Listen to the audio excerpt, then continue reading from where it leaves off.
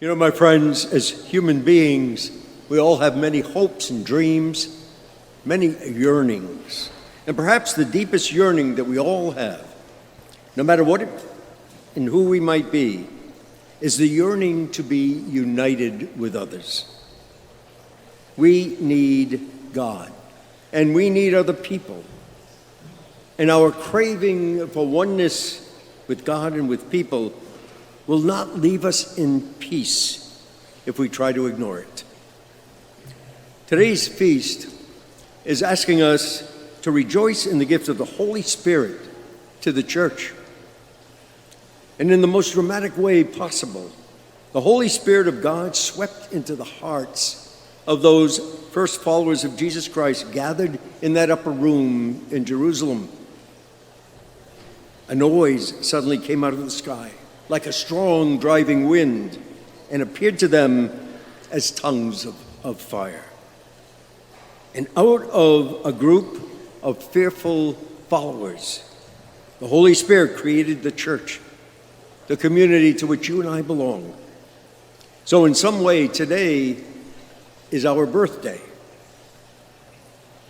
And you know, on our own personal birthdays, many of us take a few moments to think about our lives, where we have come from, where we find ourselves, and where we are going.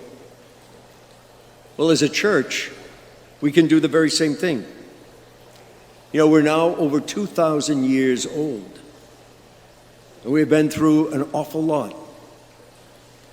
Many hundreds of books have been written about the history of the church. There have been good times and some not so good times. And until the last 2 or 3 decades, there was a tendency to look only at what was good about our Catholic Church history. But we need to see ourselves in the light of the truth, the whole truth, and nothing but the truth. Because the church is always in need of reformation. You know, even though we believe that the Holy Spirit has never abandoned the church, I think at times we have not listened to the Spirit. Instead of being authentic witnesses to Christ, we have often only been witnesses to the church's arrogance and pride and power. I think most of us would agree that those days need to be over and done with, finished. The church is no longer held in high esteem by much of the world. We're being humbled. We're being purified.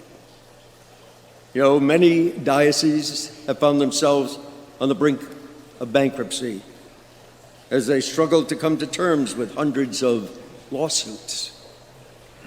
Our clergy, including myself and religious, are an aging group. Our seminaries and convents are no longer filled. Some religious orders have not had even one single vocation in years. And the divorce rate among Catholics is no different than what it is throughout society. It's out of control. Something is not working. And we're struggling to hold on to our young people. In many countries, and even in our own country, church pews at weekend masses are a stark reminder that many Catholics are not gathering for the celebration of the Eucharist as they once did.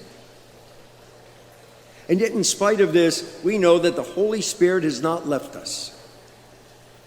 It seems to me that our most pressing need, our most pressing task, is to listen to the Holy Spirit. We need to discern what direction to take, how we need to change, what we need to do. Just as those first disciples gathered to pray and to wait, so must we continue to gather and to pray as well. The answer is not to abandon our Catholic communities. If anything, we need to meet more often, to pray, to discuss, to dream, to plan, to act together. There's so much work to do, my friends, but we need to do it together. If there is any lesson, if there's any hope that we can take from today's Feast of Pentecost, it is that we must act together under the inspiration of the Holy Spirit. We need to put away our petty grievances, our little cliques that divide us. We need to regroup, to share how we see things, to pray together, and to lay plans for the future. We need to do this as local parish communities and as the larger community of the Universal Church. You know, my friends, human pride and egotism always creates divisions. It builds up walls of indifference, hate, and violence. On the other hand, the Holy Spirit makes hearts capable of understanding the languages of all as he reestablishes the bridge of authentic communication between heaven and earth.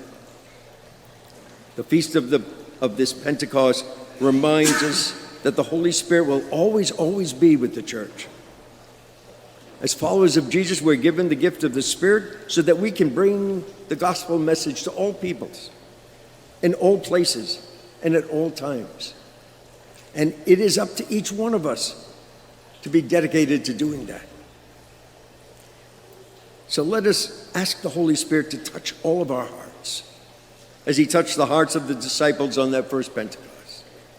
And let the fire of the Spirit's love burn over us and within us, so that the flames of faith can spread. You know, St. Catherine of Siena once said, if you are what you should be, you will set the world ablaze. So my friends, on this Pentecost, let us be who God has created each and every one of us to be. Let us set the world ablaze.